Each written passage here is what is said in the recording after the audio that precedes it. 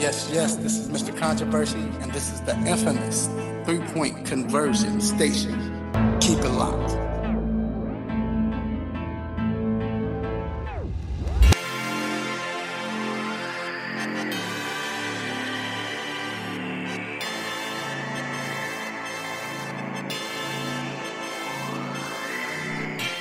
Yes, we are back inside the 3-point conversion sports lounge.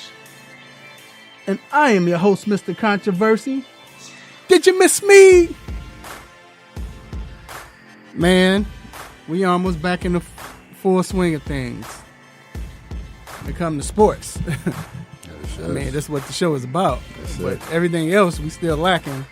But I'm glad you are here with us today. And, of course, I pray and hope that you all are safe and healthy, and you all had a great week.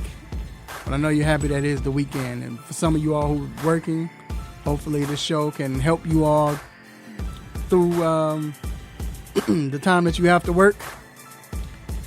But man, I'm just glad it's here for some sports talk. We don't have to do the top 10 ways that top 10 shoes that Iverson wore or something like that. You know, I'm just glad we're here. But anyway, once again, I'm your host, Mr. Controversy. And, of course, I'm not doing this by myself. We have our engineer, person behind the screen that makes a lot happen, my man G. What up, G? Yo. And then we got my road dog partner in crime, D Intellectual. What up, D? What up? What's going on, man? Man, chilling, man. Can't complain about yourself, bro. I'm good, bro. I had a chance to watch sports, so That's what it's called. yeah, it was different watching it. You know, I had to adjust, not watching games late and having to pay attention to you know, that was kind of different. You know what I'm saying? But yeah, it was cool, man. It's been cool. So, you know, I'm here. Can't wait to talk about it. And again, we have a great show today for you. Yes, this is gut check time, so we're gonna do a lot of that. We're gonna talk about the MLB season. Is it in jeopardy? What should they do? Looked like they were starting off great, but just all of a sudden, things start collapsing. But we'll get into that. Also, NFL is back. So they say. I hadn't seen nobody run a route or anything yet, but I think that's through protocol, I guess. Right. But Antonio Brown, he finally got a suspension. 8 games, so we'll talk about that. We'll talk about what does that mean for him in the future. Also, okay, they hadn't ran a route yet, but yet still, we're in training camp. What team are we most intrigued about coming into training camp and during the training camp? And then, you know, if we get a chance, we got to talk about the top 100 NFL players as far as the top 10. And between Russ, Mahomes, Lamar Jackson, who got number one, and so on. Our thoughts on that. Then we got to talk about NBA, man. It popped off, what was that, Thursday night? Some say it popped off in a great way. Some say they couldn't get with it. We'll talk about that. The big Lakers-Clippers game, that was a big game, close game, came down to the end. Does it bode well more for the Lakers, showing how they won and how they fought to win, or what does it say about the Clippers knowing that they had 2 of their big-time players out that game? Then we got Stop It, What's on Our Mind, What If. We have a great show, man. I can't wait for y'all to listen. I can't wait to get into it. So let your family and friends know they can listen to the show live locally on 1100 AM WWWE The Real.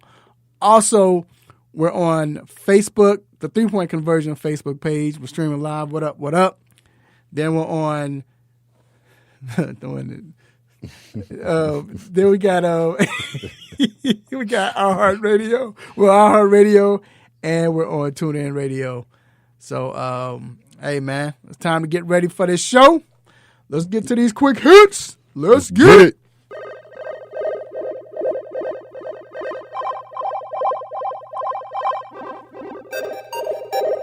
Shout out to Sherman for the sick beats.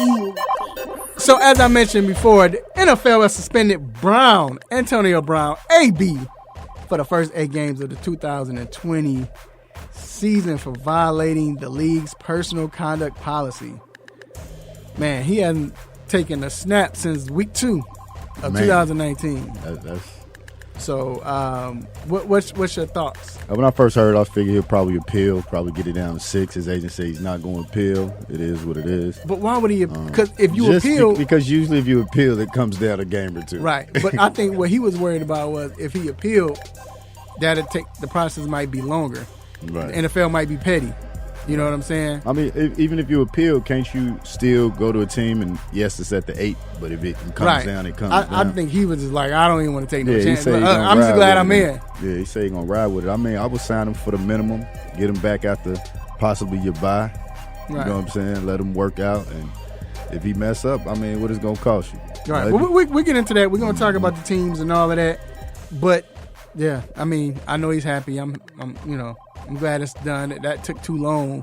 Shouldn't have taken that long to give him a punishment. You know what I'm saying? Yeah, because he could have got it last year and started last year. Right. But NFL was being petty. Moving on. Forbes released its annual list of mobile valuable sports franchises, with the Dallas Cowboys topping the entire list for the 5th straight year, valued at $5.5 billion of them things. The New York Yankees were second with $5 billion. Knicks, $4.6 billion. Lakers, $4.4. This was a shock. The Golden State Warriors, $4.3 billion. I was shocked at that. I mean, I guess I'm not too shocked because of what they've done over the last few years and the fact that they're in Silicon Valley, but which still, is helping bring their but still, though, you think about teams.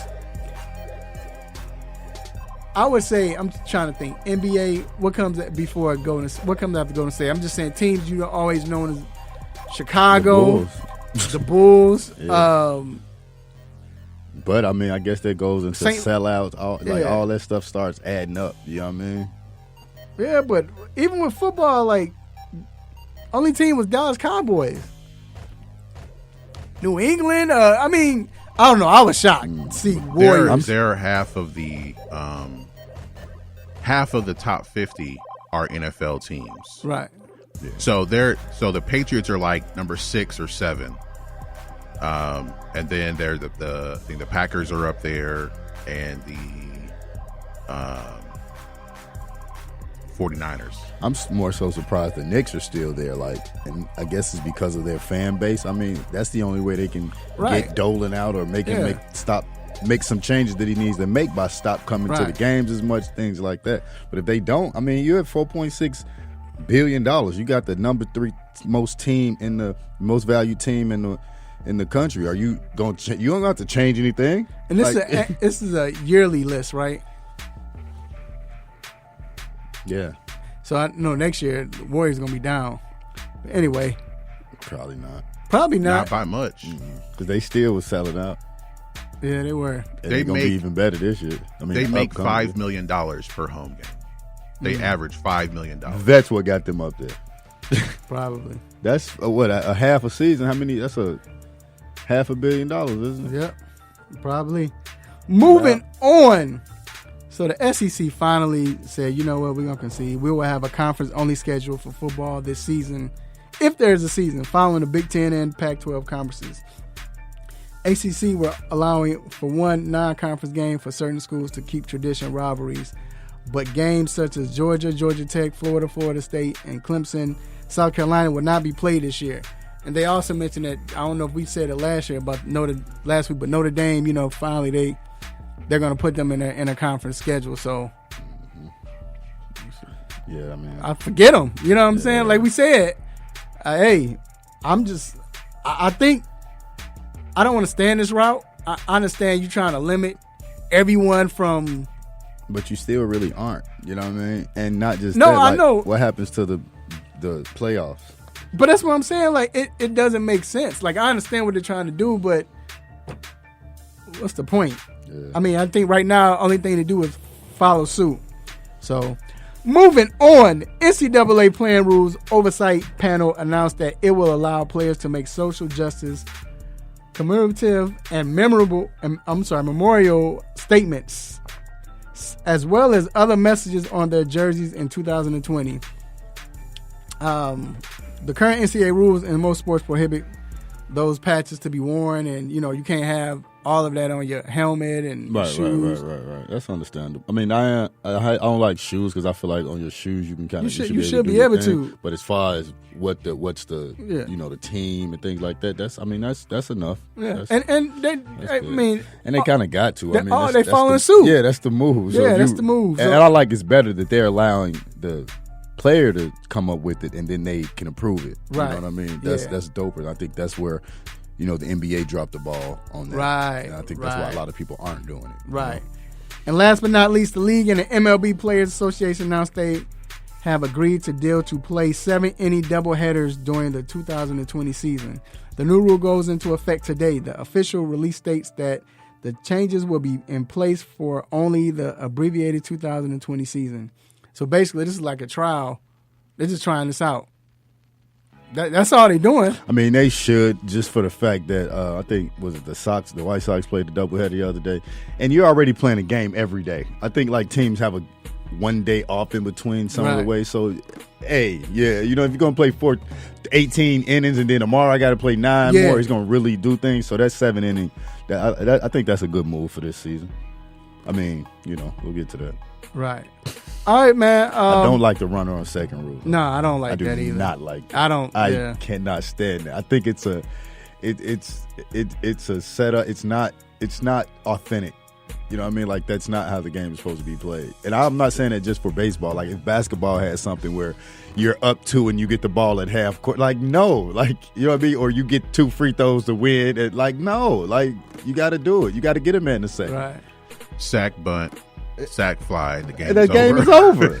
or a wild pitch and a sack fly. You know what I mean? Like, dude, and you know how a pitcher reacts when someone's on base as opposed to when someone's off base. Like, well, is that kind of like the onside kick? Where no, all right, I'm gonna tell you why. Because I still gotta. I mean, you still gotta stop them or get past the defense, but at the same time, 4th and 15, if the defense is tied because of a long drive. Yeah, I mean, I don't like that either. Yeah, it's almost like the same. Like, you can't get the onside kick, you can't get it. We haven't seen the effects of that yet. That's true. But you're right, G. But I just feel like, dude, if I'm up 7 and it's 10 seconds left, if you can't get the onside kick, buddy, that's on you. Like, my defense has been on the field through this long and drive, balled out and got this. But I'm just saying the offense was on the field too. Yeah, but who has advantage? The offense. Yeah. You're not interchanging defensive personnel. You're not interchanging your cornerback, your linebacker, maybe the DNs, but not your cornerbacks. They gassed. Now you put them back there for no. I understand why they do it, but no, I'm not with it. Anyway, that wraps up quick hits. We're about to take a break. About to get into this hot topic. About to punch him in the gut. See what they got to say about this. Keep it locked. Hey folks, Handsome Josh is here to reveal some big news to all the AM 1100 listeners. I have an app. That's right, you can now check out all your favorite programs right here on The Real with the Real 1100 app. Whether it's sports, entertainment, or lifestyle, the Real 1100 definitely has you covered. So why don't you just tell me how much it's going to cost me? And here's the best part. It's available in your Google Play or Apple App Store, and it's free to download. Actually, you can count me in on this one. So download the Real 1100 app today and stay in tune with The Real.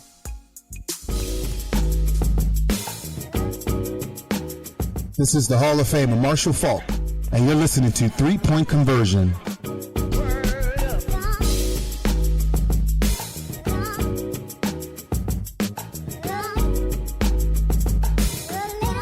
Get ready. From the oven to your ears, it's now time for the Hot Topic. Yes, we are back inside the 3-Point Conversion Sports Lounge. And I'm your host, Mr. Controversy, with my partner in crime, co-host The Intellectual. What up? All right, man. First of all, make sure you shout out to Dwayne Chambers, a.k.a. what we call Baby Powder. Make sure y'all check him out, man. He's doing big things.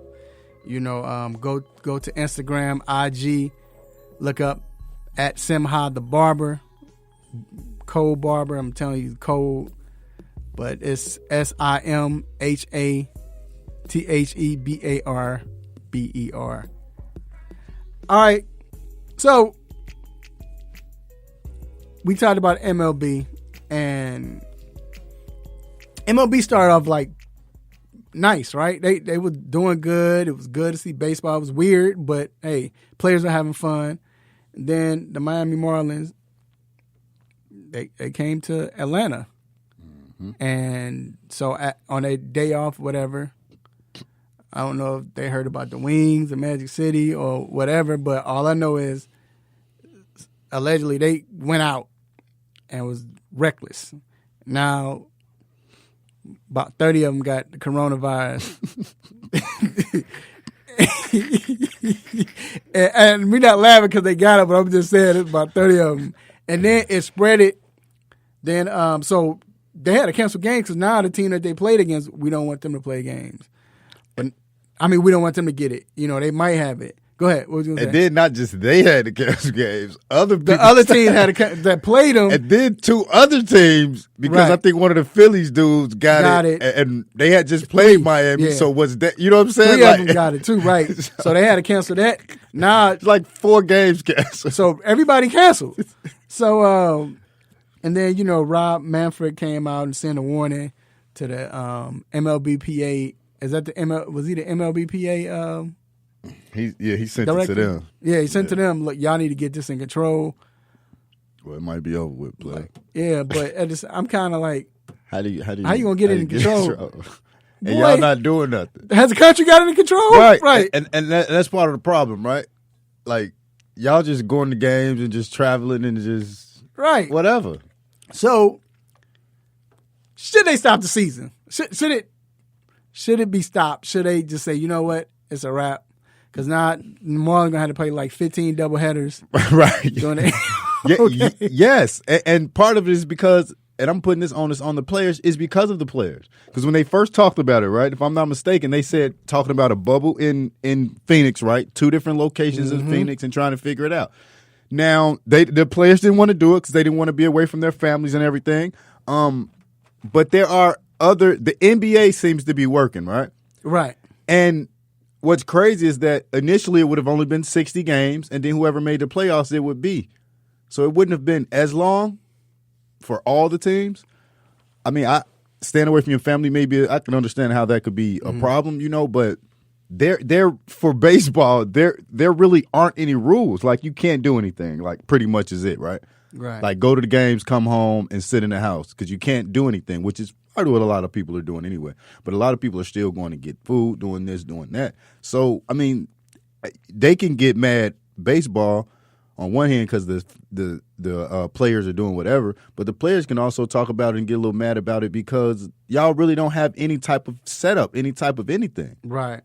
No, that's true. And the thing is, I understand it. Like you said, they should cut the season. But the one thing is about baseball that you can play doubleheaders. You can. It's ways you can do it. It's going to be because you're going to need those 60 games.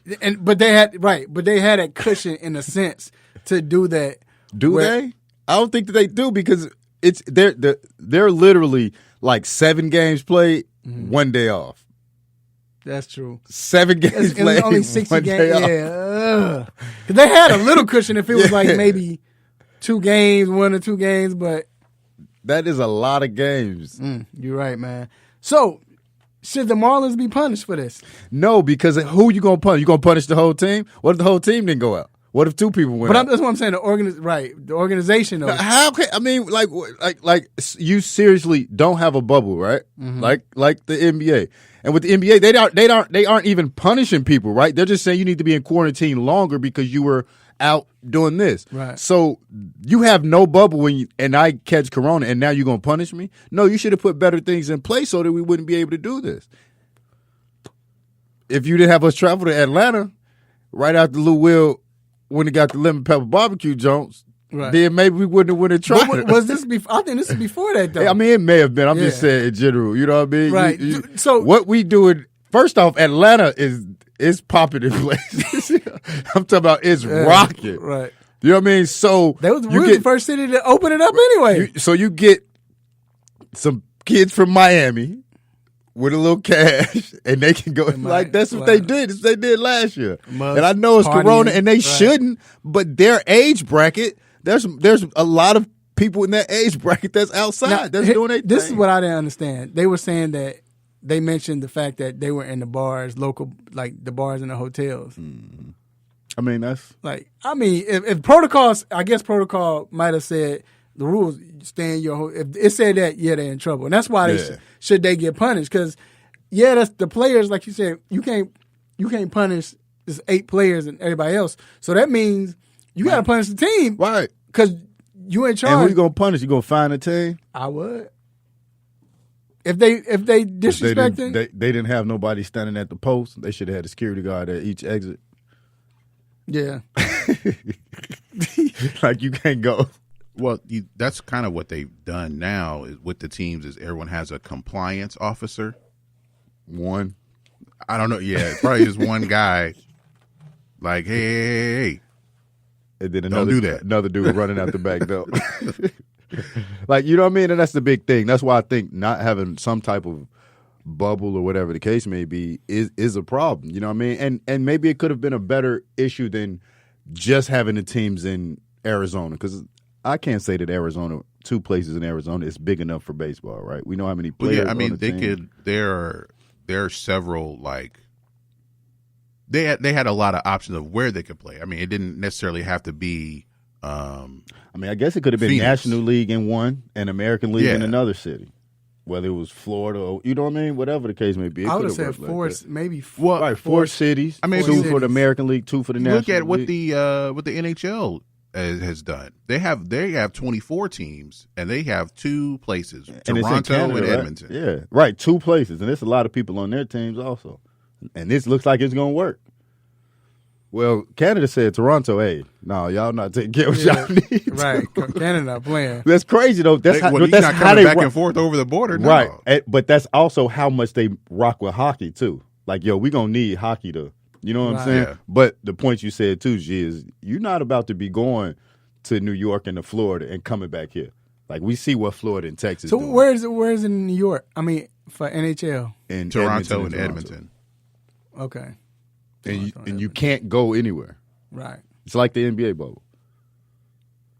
That makes sense. Yeah, I could. Yeah. But MLB, like I said, their problem is, I think now the players see how serious it is. Mm-hmm. So some of the players might chill, but I don't know, man. I just feel like it's gonna be hard. I mean, because then. What about players and going to their family? You should have started it how it should have been shut down or whatever the rules been, and that's it. Now to try to implement this, to try to implement that, it throws a wrench in the plans because now people are going to say, "Hey, well, that's not what we signed up for. I'm not going to come." But can they go? So are they allowed to go home? I don't know. Nobody knows. Do you know the rules? As far can the baseball players go home? Yeah, if they're like in their home city. Well, if they're they have to get tested every day, or maybe they're not getting tested every day. They're just getting tested every other day. Or when it feels like they went somewhere, or somebody got caught. Because I'm wondering, because what if they get they could be following the rules, and what if they go home? What if they see their wife or whatever, and what if their wife got to work? Well, they shouldn't. But if they working, or what if they got their own business, or whatever? You know what I'm saying? Children playing around. What happens then? They got to still go to the store. And if the nanny going to the store and they bringing it home, they still get in contact with you. Or even the player, the workers that aren't baseball players. Like, what are they doing, right? Yeah, like all of that comes into play. And that's what I'm saying. Nobody knows that part. So I will ask, how does this affect the NFL? What NHL, they're doing well right now. So you can say them, but they're doing well. But how does it affect the NHL? NFL, I'm sorry. I don't think it affects them. I think it affects them to the point where maybe they're going to see what not to do. But I think the problem with that is getting so close to when the NFL would start. Like, can they? And that's what I mean. Like, is it to the point where it's like, all right, so we see this? Because let's say this. So what if MLB shuts down? It puts a lot of pressure on the NFL. Do they say, all right, we're going to shut down the first two or few cases? Or is it just we're going to rock with it, or, we're not going to take a chance? NFL going to try to make it happen. You already know that. But I like somebody said earlier, I think it was Stephen A., if the owners want them to play and pushing them to play and aren't doing this or that, the owners should be in the same place that the players are going to be, that the GM, all of them should be in the same place. Because if you're going to risk us to be out there and catch the virus, then you should be in the same boat since you're pushing for us to play so hard. You should be around the team. You don't just sit up in your box and never have to be around certain things, and you're able to social distance, you're able to do this. If you got us in the fire, you need to be in the fire also. Right. All right, we're going to go to the line. We have a caller on. Go ahead. What's going on, my guys? What's up, man? What's going on? How y'all doing, man? It's Tim Stone from Chicago, man. I ain't heard from you guys in a minute, but I appreciate what y'all do. I listen in every Saturday. Yes, sir. Appreciate that, man. 2 questions, so please follow me. 2 questions I got for you guys. So we started out with MLS. The basketball tournament did awesome, and now we have the NBA. No positive tests or anything like that. So first thing I want to ask is, outside of a bubble, do you guys think you kind of alluded to it earlier with MLB, but can NFL last without an actual bubble? And the second thing is, can the NCAA recover from the pandemic? What do you guys think about that? Appreciate your calls. NFL, we're going to get to that because we got a whole segment on that. You want to talk about it a little now? You answer. Do you think? No, I think that you have to have a bubble. You don't think it's going to last? You have to have a bubble. It's too late to start now. And that's part of the problem. That's what I was alluding to. Like, because it's we're a month out?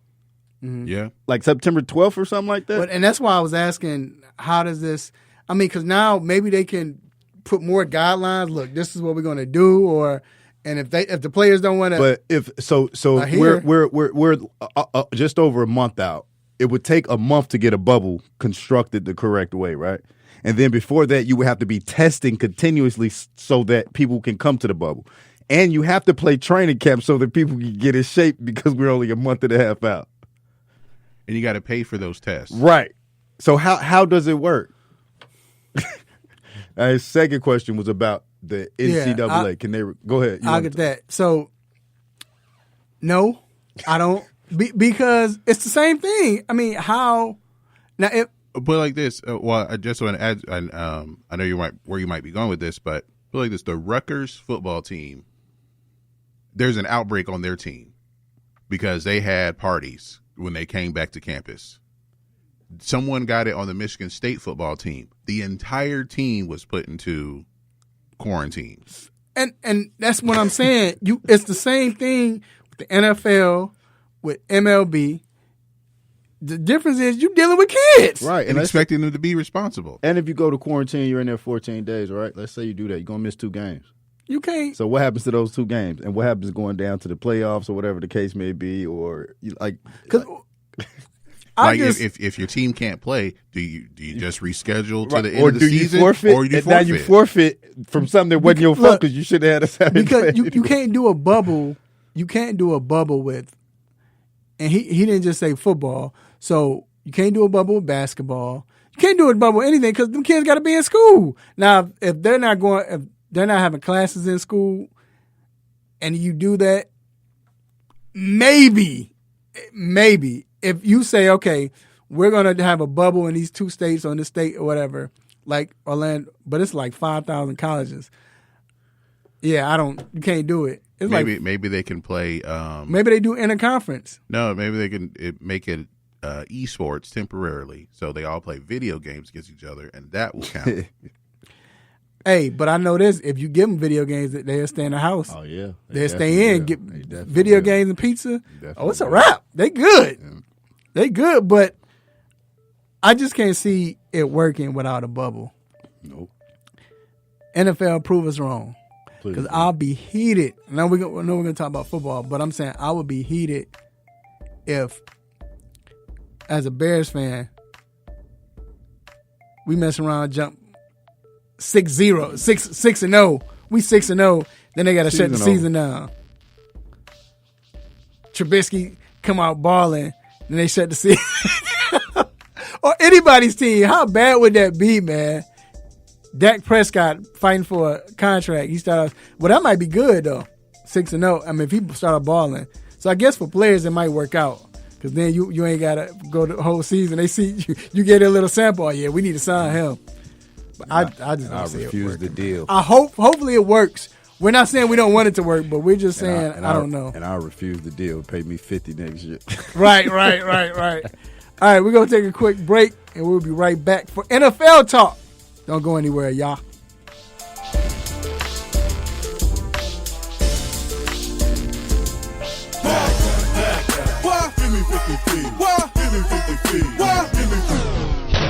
Or just 6. The staff here at Real 1100 AM would like to encourage you to social distance yourselves. While you may feel disconnected, you can always connect with us at real1100.com. So remain at a safe distance. Call, text, or email a friend and tell them to join you at real1100.com.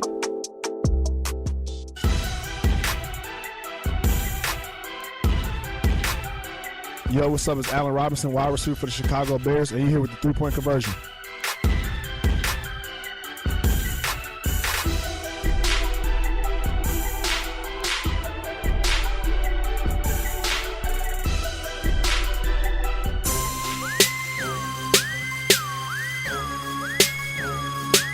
All right, we are back inside the 3-point conversion sports lounge.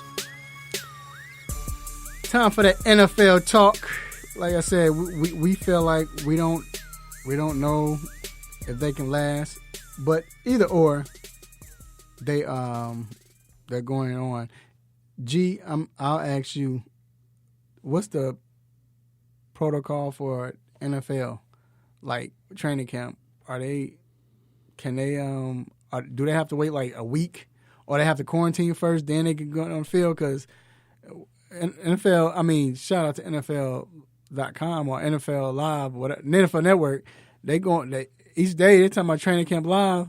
All I see is 4 boxes, 4 squares, and people talking. Like, are we gonna see somebody run a route? Well, I know that their training camp opened, or people started reporting to training camp on Monday, Tuesday. Yeah. They're going to be tested they're supposed to be tested every day for the first week, and then every other day for the second week. And if you do test positive during the season, then you're put on the COVID list for 3 weeks. So you may miss 2 or 3 games. But I'm saying, what is that doing as far as training camp though? Like, the players are not. I don't see anyone running a route or anything. I don't even see nobody stretching. Well, no, they're basically mostly watching film. So when do they get on the field? That's what I'm saying. Was the protocol? I don't know if it was like this is the protocol. We're gonna wait 1 week, and then they get on the field. Right. I guess if it's quarantine, right now, I don't know, but I hadn't seen anything like. Nothing. Yeah. But either or, Antonio Brown is back. AB, number 84, is back. Suspended 8 games. Now that he has his punishment, do you expect the team to sign him? I do. What team, though? It's a whole bunch of teams that probably want to sign him. I know that they was it Lamar saying that he possibly wanted him that was throwing with him, or I don't know who it was, but do Baltimore right? The GM kind of came out and said, no, Harbaugh came out and said that's up to the GM. We'll look at things, not necessarily dismissed it, but didn't say we were going to do it. But a team like that might be real good for him, depending on their locker room. Got to have a strong locker room, I think. Here's what I say though. If they play for Baltimore, like a team like Baltimore, would you want a guy to come in? First of all, you would need him because now you have your receiver. But don't his cousin play with him? Marquise Brown, his cousin. Yeah, that's a little cousin. Plays with them too. So it's good, might be good chemistry, but for a pretty much young team, I guess, that's trying to get to the Super Bowl, trying to get better, do you want to bring a person in like that could be a distraction? Because here's the thing, people don't know, some people might say, well, he really wasn't a distraction in Pittsburgh. Well, Pittsburgh's good at keeping stuff in-house. Mm-hmm. Very good. And apparently he was causing a lot of problems, and then it got to the point where Tomlin was like, all right, we can't do it. Peace out. Yeah. So would you want it, if you're a team that's trying to build, especially a young team, would you want to bring in or take a chance on Antonio Brown? I mean, I guess, again, it depends on your locker room, your coach, how you can handle it. You know what I mean? But I also think with this, I mean, I guess we keep saying it's his last chance, right? Right. That's what we all continues to say. But he's maybe in one of those situations where, dude, you need to come in and be on your best behavior. And if he realized that it could be his last chance, his last opportunity, then maybe he will come in and do what he needs to do. I mean, we know he has the talent, but is he, can he get his, his bearings together mentally and make sure that he goes out and just play football? Well, all right. So I think a team that can use him, that'll benefit from him, just because leadership, and you already know he gonna trick on him if something happens, is the Seattle Seahawks. Because Russ is not gonna play that. Yeah, he gonna snitch. Russ gonna let him know. But at the same time, it's the type of team where they kind of not welcome to rah-rah, but you know what I'm saying? Like, it's a free-spirited team. But you got players like Bobby Wagner probably put him in check. Russ going to give him a phone call. Mm-hmm. I don't think Pittsburgh had that on their team. The Oakland Raiders definitely didn't have it on their team. Right. New England had it on their team. I just think at that time it was like, we got to let them go because of what just came out. Mm-hmm. But I think Seattle, that'll work out. I think it can. You got enough veterans on that team that can, that'll help the brother out if it get to a point like Carroll knows how to handle that. Right. They're a free-spirited team. You know what I'm saying? Absolutely. So I don't think the first time he goes off or he goes crazy with the crowd or whatever that they lie, you got to hold on. Right. I remember I know this kind of was not off subject, but I know like when Chad went to Miami, and I remember, yes, he got himself in trouble, but I remember one of the first conversations Philbin had with Chad. He was telling him because Chad was cussing and all that. Philbin didn't even know how to tell him, like, you can't do that, but he was already on some, like, we need to chill since you're here. We need to keep this. Mm-hmm. And it wasn't going to work. Right. Pete Carroll's not like that. Right. So I think it can work with AB. I still think he can go to New England. Yeah. Why wouldn't he be able to go to New England? I mean, he did talk about the owner. Not New England. New England. The Raiders. The Buccaneers. Ooh. Because he respects Tom. Dude, that would be scary. Yeah, he respects Tom. I think he played he wasn't there when don't need him. No, they don't, but I'm just saying. Could you imagine him in the slot? Why not have him, Godwin? Ooh, that wouldn't be fair. But he respects Tom Brady. And Tom Brady will basically get him in check. And he's cool with Tom Brady. He had nothing bad to say about Tom Brady. I don't know. Like I said, I just wonder if he'll be able to come back or when a team will sign him. But I know he should get some people looking at him because they were looking at him before he, last year at the end, they was just waiting for him to get a suspension. And now he got it, so we'll see. You know what I'm saying? So, What's up? So, with teams going into training camp, the end training camp, we talked about it. What team do you? I mean, it's going to be kind of cliche because it's my Bears, but the reason I say that is because the way that Trubisky recently came out and said he wanted to prove all the doubters wrong and wants to have this great big year. So that battle at QB is going to be huge. I think our defense is solidified, so you don't have to really worry about that. But with Foles and Trubisky, right, like we know with Foles, he may not lose you the game, right? But we're expecting the Trubisky to be this future quarterback, so it can't be a situation with him where he doesn't lose the game, right? Mm-hmm. We want you to go out there and win the game and show your talent. So I'm really intrigued by that QB matchup. I think it's do you have a team? No, I don't pay much attention to training camp.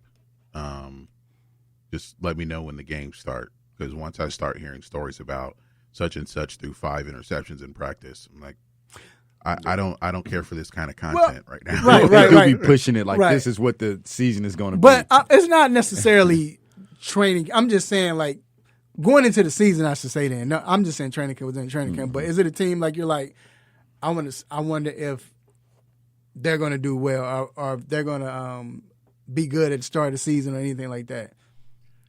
No, nobody really sticks out to me. I mean, I know there are a lot of free agent moves and, you know, there's some interesting draft picks that were made, but I think everybody it's probably more even across the league than people want to give credit to. Right. Okay. Well, my team is the Washington football team, not because of all the drama they went through, but mainly Alex Smith is coming back. Who's going to start at quarterback? Are they going to give it to Haskins? The running back situation is ridiculous. I don't think. What's his name? Juice, Geist. You know, you got Darius Geist. You have AP. Somebody. And you still got Bryce Love. Like, Bryce Love is now active. He's not even on a PUP list. I don't know if y'all remember Bryce Love at Stanford. He was the guy that replaced McCaffrey. Mm-hmm. But when they were playing, I thought he was better than McCaffrey. Right. All right. Actually, he was getting more pub than McCaffrey at the time, at one point. Mm-hmm. But they were – so you got Geist, AP, then you got Bryce Love. So I want to see what happens with that team, see if with the competition, see how they're going to do all of that, because I know you could do running back by committee. I understand that part. But Alex Smith, if he's healthy enough to where he can get on the field – well, they put him on the they put him on a PUP list, but is it Larry Fitzgerald? I think Larry Fitzgerald. Who else always on a PUP list when they start, but ready to play? Right. So we'll see. You got to put him on a PUP list. I mean, right now you just want to make sure he's good. Mm-hmm. But Washington is that team for me, especially with everything that's going on. And then I gotta ask y'all, Lamar #1 on a voted #1 the top NFL 100 players. Russ is #2. Mahomes is #4. Your thoughts on that? I think a lot of people had issues with this. I think that they're saying based off last season going into this year, that's very important to bring up, which Lamar had a great season. Not to say Mahomes didn't, but he missed a couple of games. And not only that, I think what's important for me is they're saying players, not necessarily quarterbacks. And as the player, I get that point if that's the way that they're going, saying everything that comes with that. I mean, but I'm just saying, how do you feel, though? Do you agree or? I agree with it. Yeah, I agree with it. I like Pat, my homeboy. But I guess you can say he had a down year. If you want to say he had a down year. I think there can be an argument with Russ, but then when you think about Russ, he really had nobody else. So for him to take his team where he took him pretty much by himself was enough within itself. I mean, no running back all year, right? Mm-hmm. I mean, I can't argue. Like you said, I could see an argument for everybody else, but just the simple fact that it's just hard to see Mahomes because they got Donald at #3, which I mean, I'm not tripping off that. But, whew. Yeah, that's a heck of a top 4 or 5. Mahomes and Lamar, who is the most? That's a hard. I mean, I guess because you gotta. Lamar running around, he still can throw him, but Mahomes is doing MVP the first year he started, then Super Bowl MVP. Now let's say Lamar follows up with a Super Bowl. What do you pay him? Yeah, you got to pay him more. I don't know. All right, man, we're going to take a quick break, and we will be right back.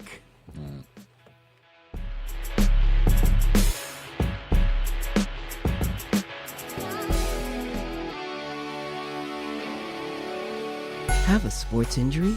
Need to see an orthopedic doctor? Ortho Atlanta is one of Metro Atlanta's largest orthopedic and sports medicine practices, providing orthopedic and sports medicine care for the whole family. With 37 physicians and 14 offices, the practice provides the highest level of care for injury of muscles, joints, bones, and spine. Ortho Atlanta offers convenient access to a full range of musculoskeletal surgeons and specialists. Ortho Atlanta also offers on-site physical therapy, pain management care, MRI imaging, and workers' compensation care. The Ortho Atlanta surgery centers in Austell and Fayetteville provide cost-effective, same-day surgical procedures in an accredited outpatient center. Hip, knee, shoulder, back pain? Ortho Atlanta has you covered with specialists in all areas. Same-day appointments, orthopedic care for the whole family. Ortho Atlanta, Atlanta's choice for orthopedic and sports medicine care. Learn more at www.orthoatlanta.com.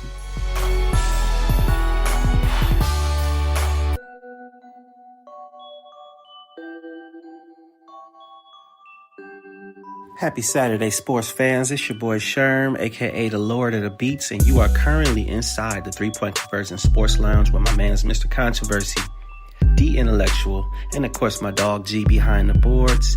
Cheers to the freaking weekend.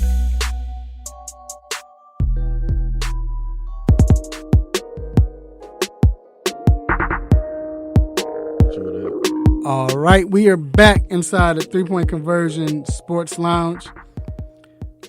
Yeah, real quick, I'll have Mahomes number 1, Donald number 2, Russ at number 3, and LJ at number 4. That would have been mine. You think Russ had a better season than LJ? Not that he had a better season. Russ is just, to me, more dangerous because Russ can run, he pass, but you know how Russ could extend the play, keep it, he just, that's what I would. But I would have him at number 3. Donald is a beast. You can't stop him. No one stop Donald. Yeah. But go ahead. This is What If. This is where we get to sit down and talk to any athlete from any era. Sit down at a little coffee shop, just us. Coffee shop is closed except for the workers. Ask them questions, 5 questions. Of course, this is unofficial. This is not on the records. Anything we want. One of my favorite segments. I'm going to let D go first. Who are you talking to, man? I'm talking to Phil Jackson today. Phil Jackson. Old Phil. The first question I asked him, what was the best team that he coached to a championship? Was it 72-10 Bulls? Was it one of the Laker teams? Or was it one of the teams that didn't even go 72-10? Because a lot of people think that wasn't even the best team. I think for you, that wasn't the best team for you, right? I go back and forth, yeah. Yeah. The next question I would ask him, who is the most competitive among the two between MJ and Kobe? I know he went with Michael Jordan being the best player, but the competitiveness, I know they were ridiculously competitive and pushed their teammates. I would like to know who was the most competitive in his eyes. I would then ask him who was the better duo, MJ and Scottie or Shaq and Kobe, and which duo he liked coaching better, if there is one. I think that would be a very good question. We kind of debated a little bit about that. Right. Then I asked him which championship means the most to him. Was it one with the Bulls? Was it one with the Lakers? Or was it the one where he won back with the Knicks? Like, which one is more important and sacred to him? I wonder if it's the first or the 6th one. Yeah. First one, the first, but then the 6th one. I mean, first with the Bulls as a coach, but then the 6th one has been because you won back to back. You won, times, yeah. Right? Or that first where you won with the Knicks when you were actually a player. Yeah, or even the 9th one, I guess, because he won the 3rd three-peat. Right. So go ahead. Next thing I asked, not for nothing, but did you tell Jerry to fire Doug? Was you in his ear trying to get him up out of there so you can go ahead and get that coaching position, which possibly put you as the best coach ever? So those are my 5 questions for Phil Jackson. I don't know, man. Might be. Maybe he has something to do with it. All right. My person who I would talk to, stick with NBA. I did NFL for the last 2 weeks. So I'm going to talk to Patrick Ewing. I think Patrick Ewing, believe it or not, like my favorite center. Even though he was a rival, but just the way he played, he was mean, he was aggressive, his game was nice, played defense. I didn't know that. I don't think he gets enough credit, but yeah, he was the guy that I used to like. We played against him when I was always against him, but Pat was always a guy that I liked. So my question to him, first one, before you committed to Georgetown, you were visiting North Carolina, but on the way you saw a Ku Klux Klan rally, or Ku Klux Klan, however you say it. You saw a KKK rally, which made you take them off the list.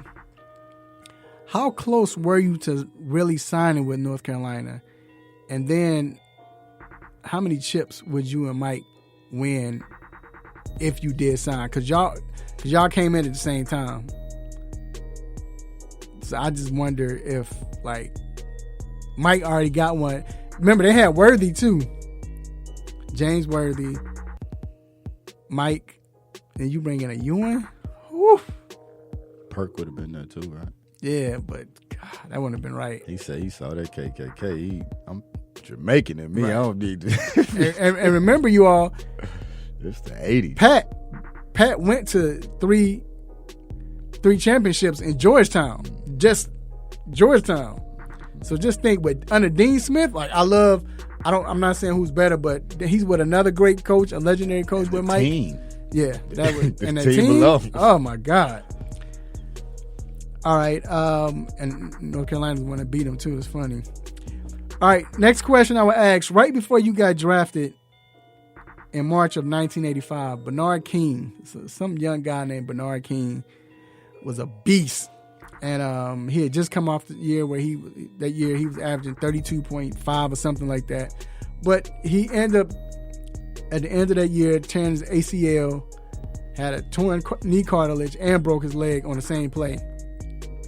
So when you first come in, of course, he was out all that season. The next season, in the first 6 games, he averaged 22.7. But the Knicks released him, saying that after 6 games, saying that he wasn't explosive enough. After averaging 22.7, it's crazy. After a comeback like that. The next 3 years, he averaged, 4 years, he averaged 17, then he averaged 20 a game after that, the next 3 years after the 17, including the last year, 28.4 before the year he retired. So do you think you might have gotten an NBA championship with him on the team if they wouldn't have gotten rid of him, especially after drafting Mark Jackson in 87? Like, that was his championship. Mm-hmm. Imagine if he'd never gotten hurt. But why would you, I just don't understand, why would you cut a player? It's the Knicks. Yeah. All right, you played the Bulls 5 times in the playoffs, the Pacers and the Heat 3 times each, which were all intense. They were all tough. What rivalry did you enjoy the most? And then what was the toughest? I mean, he got through. He didn't get through with Mike. He got through with the Bulls in '94 when Mike retired, but still, that got him to the finals. But each team they suffered. They played, lost, but he did beat each team as well. But I wonder which was the most fun, or the best rivalry, the one he loved and got up for the most. You were so close to winning 1995 in a 7-game series with Houston in the finals. In 1999, you reached the finals but got hurt before you got there. Before you got to the finals. Which finals loss hurt the most?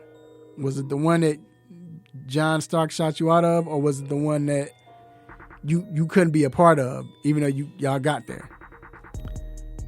And then my last question would be, do you feel disrespected on how your NBA career is viewed and where most people rank you as far as centers? Although you never had that tandem or star player, you were always by yourself. No one else. All the other centers had that great, maybe except for Akeem until Clyde got there. But other than that,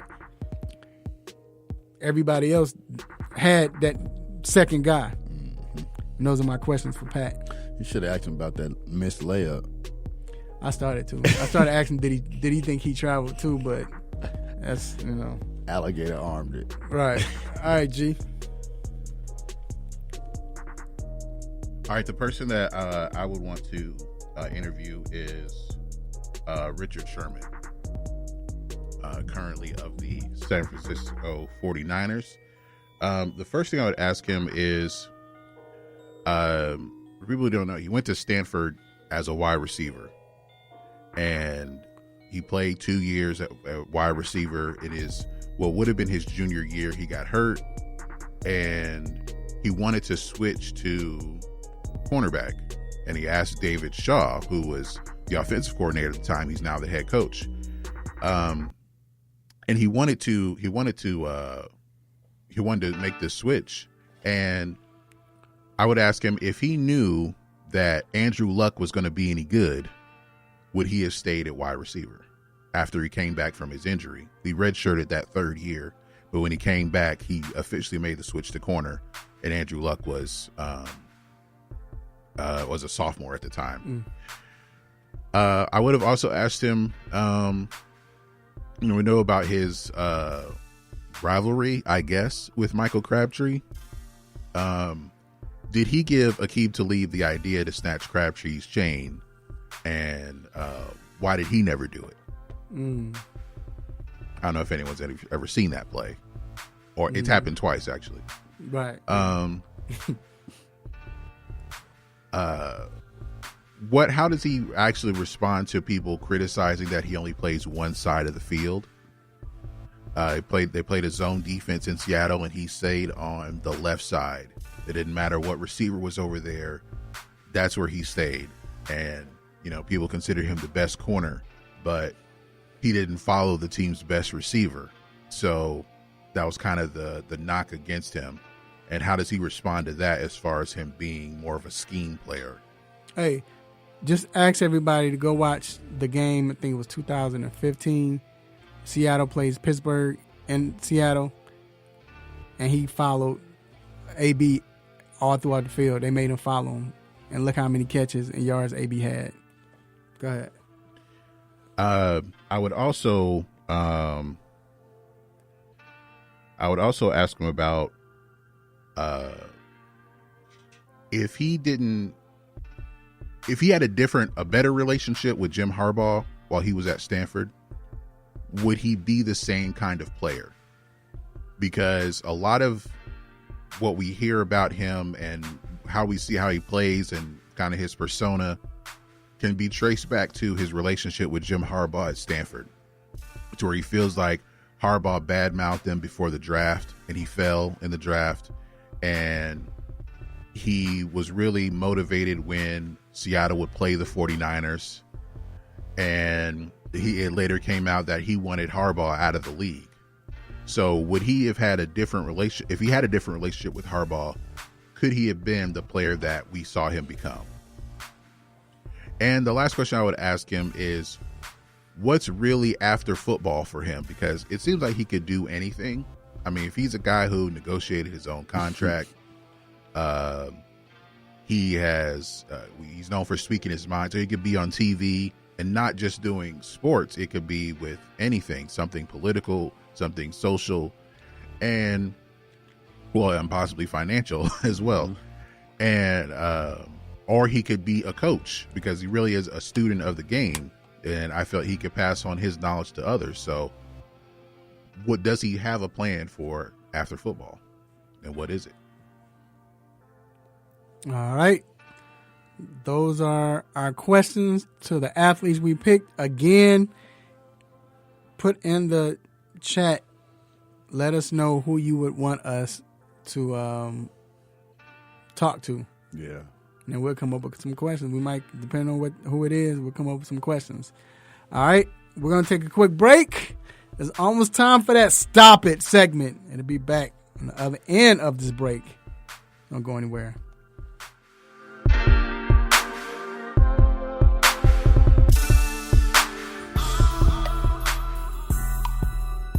Hey, this is Jeff Garcia, former quarterback of the San Francisco 49ers, and you're listening to my guys on the three-point conversion.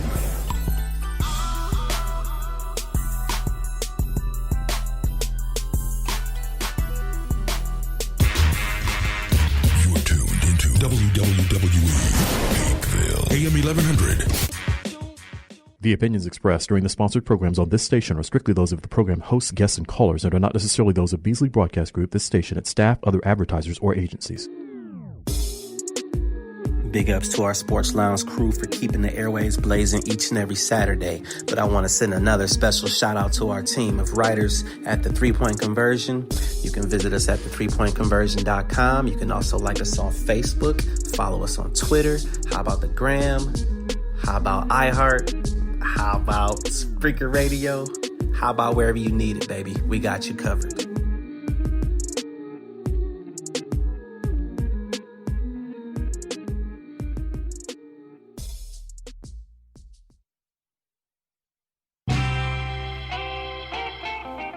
No mercy. Don't let up on him. Go hard on him, Mr. Controversy.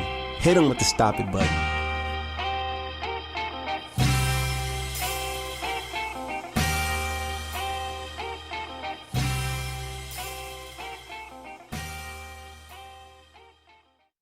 Right, we are back inside the 3-Point Conversion Sports Lounge. This is the time I like to thank everyone who is listening live or watching live. We definitely appreciate you, and we thank you for supporting us, and we ask you to continue to support us, not only the 3-Point Conversion Sports Lounge, but the 3-Point Conversion in itself.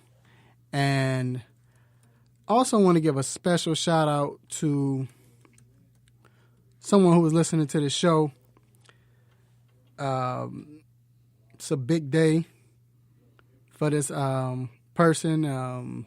We appreciate you, man, for taking your time. I know you're getting right now, getting your hair cut and everything. But I want to give a special shout out to my man, I hope I'm saying this right, Ephraim. What's up, man? Hey, man, I know you getting married today. We want to say congrats. Hopefully it's great. You tripping, dog. I'm just playing. Nah, I'm just playing. No, man. Hey, I know you don't see us, but I'm looking at you right now, bro. I see you. So shout out to him, man, and hopefully it goes well. Hopefully, I don't know if y'all seen on social media, the baby mama came to the wedding, and while he was getting married, and was just calling his name out and all of that. Then next thing you know, bride, daughter, yeah. Hope that don't happen to you, dog. But all right, man. So now it is time for the most infamous, the most famous Stop It segment. Let's get it. Stop, hey. Stop, stop, stop, stop, stop. Stop it! Stop it, stop it. Yes, S-T-O-P, new word, I-T. Stop it. Stop it. Get some help.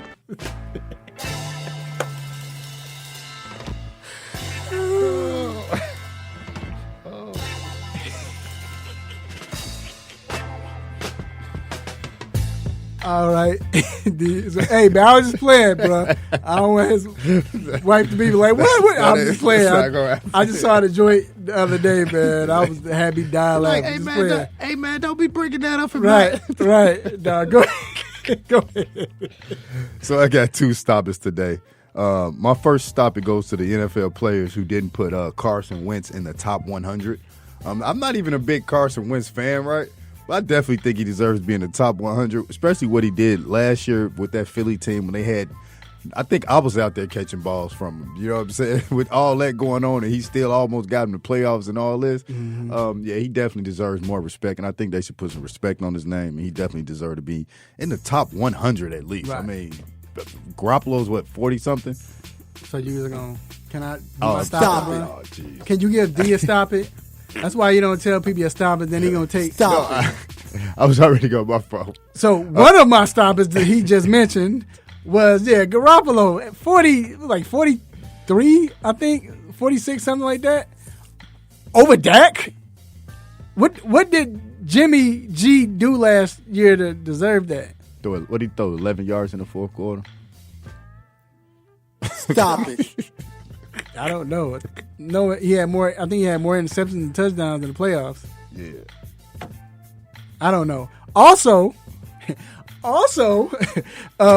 my guy Tannehill. Why is he in the top 100? Why is he voted like 68? Ryan Tannehill should be in the top 100.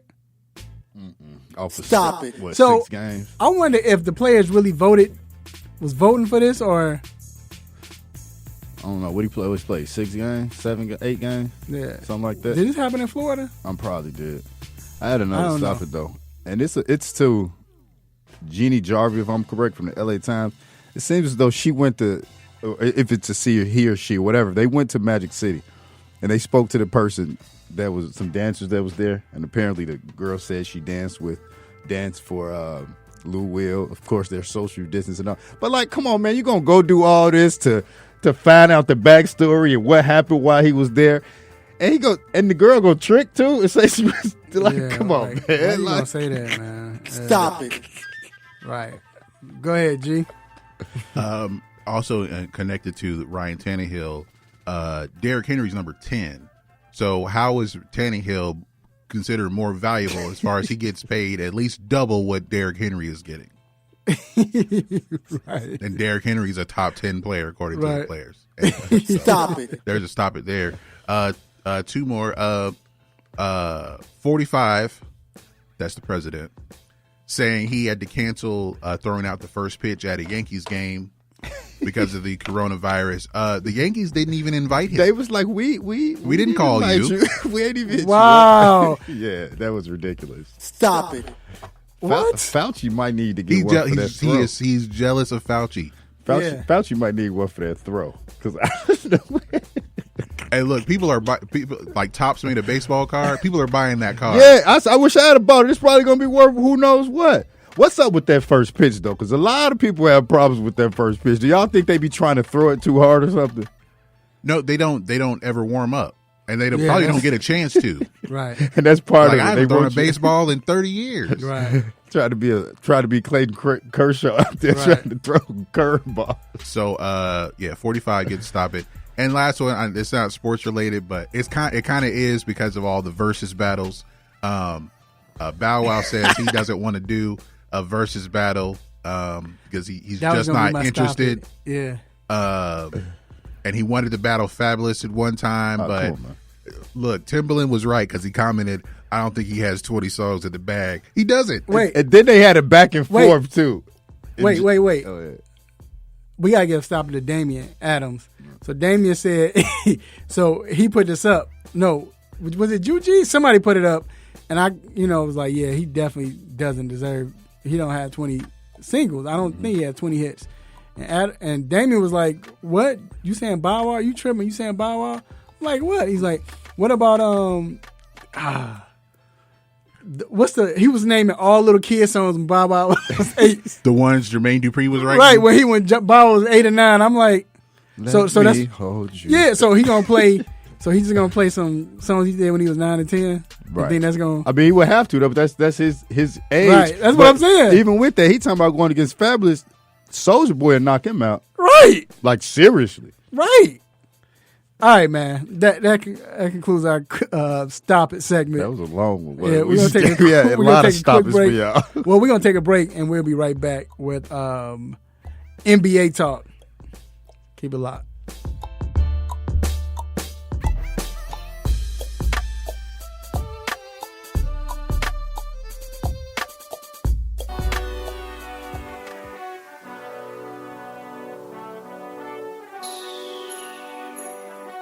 Let me break down to y'all what's so dope about the three-point conversion. First of all, everybody is a fan of the game first. Second of all, everybody is a student of the game second. And third of all, we're the average sports fan just like everybody else. We're not coming in here walking with our nose tipped high, acting snooty, acting brand new. This is a grassroots organization, bar none. The 3-Point Conversion, where fans' opinions matter. Be sure to visit the website www.the3pointconversion.com. Get your fix, get your articles, multimedia, and everything else that you, as a sports fan, need. So again, the3pointconversion.com. It's where it's at, man, where fans' opinions matter.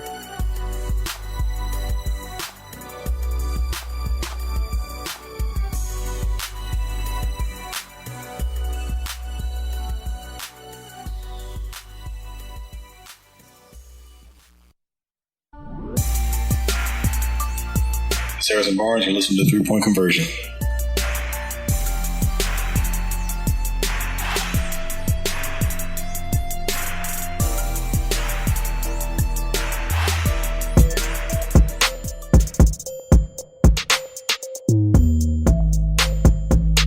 All right, we are back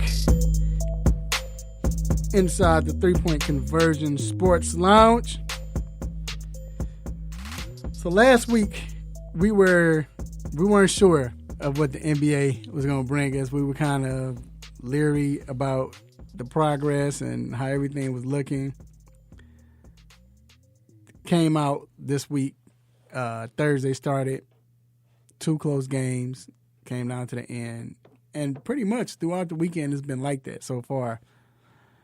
D, I'm going to revisit you because you said last week that, shoot, forget it. All of us was like, we don't know how it's going to work.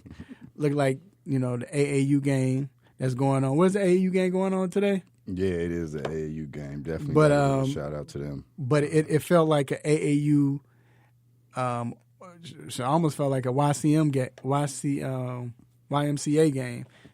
At the Y, we running or whatever. But your thoughts now on it, man? I want to say the first 2 days have been scoring wise, and what the games come down to has been good games. It's still weird watching the games. The excitement is there. Like when somebody get dunked on, it's kind of like, yeah. I've fallen asleep on, I think, all of the games a couple times during the game, but they have been very close. I think also they've been very sloppy, which is kind of expected. I'm just still hoping the defense gets a little better. It got better yesterday, but I still see Luka getting a lot of places. I know he's great and all of that, but I still see a lot going on. And I think the Rockets scored 196 points yesterday, and Dallas had 190. Like, it was ridiculous in the first quarter. It was like 40 to 40. The score at halftime, it's like 70-something, 80-something. Yeah, it was crazy. It was ridiculous. Like, no defense was being played.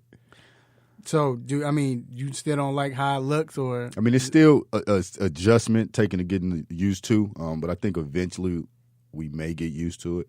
But just that excitement isn't there. The crowd going loud and this, that, and the third. One big thing about it is during the playoffs, there isn't a home team. So you don't have to worry about home team advantage or anything like that. But it's going to be matchup based, which that's why these games are important. Well, I think it looks different when it's on TNT and ESPN. I think that now it's like, I don't want to put I'm not trying to shame NBA TV, but it looks different with the Porters. And I think they did a good job of kind of somehow canceling out whatever they can cancel out on a court, but make it seem, because the announcers seem more vibrant and everything. So if it didn't have that, that silence or that weird feeling like it don't feel like an NBA game. They made it feel like an NBA game. The crazy part was when somebody dunk, or like a crazy dunk, the one John Moran had, the alley-oop, or anybody come in and dunk, you didn't hear any fans, ooh, or the fans going crazy. It was just, they was just going, just celebrating. And so that felt weird. But great games, man. Every game came down to the end, basically. Great games. Yeah, definitely. I think that I think with the defense, nobody was playing defense. I think everybody's still trying to get their win back because every game was, except for the Clippers and the Lakers, every game was 135, 130, or 120. I don't know. It just seemed like that. Mm-hmm. But the players looked like they were still playing well, offensively. Mm-hmm. Everybody scored at least 112 points yesterday. Right. And you had a few games that scored over 135. Like, it was. That's a lot. It was something. So I think it's good for the NBA. I think it's working, and the games were contested. They really competed. Like, they forgot about it. They weren't thinking about the fans. Like, they were competing. All of them. Yeah. Each game, like I said, came down to the end. I think it was fitting that Rudy Gobert hit the game-winning 2 free throws. Yeah, you better. This is all because of look, it ain't all because of him, but it seems like that. Now, with this Lakers Clippers game, well, first of all, I know you said you was falling asleep. I watched it. I watched most of it. You said what? I watched through the end. I mean, I fell asleep a few times. Right. It was good. Do you think it made LA Lakers look good as far as, okay, the way they battled?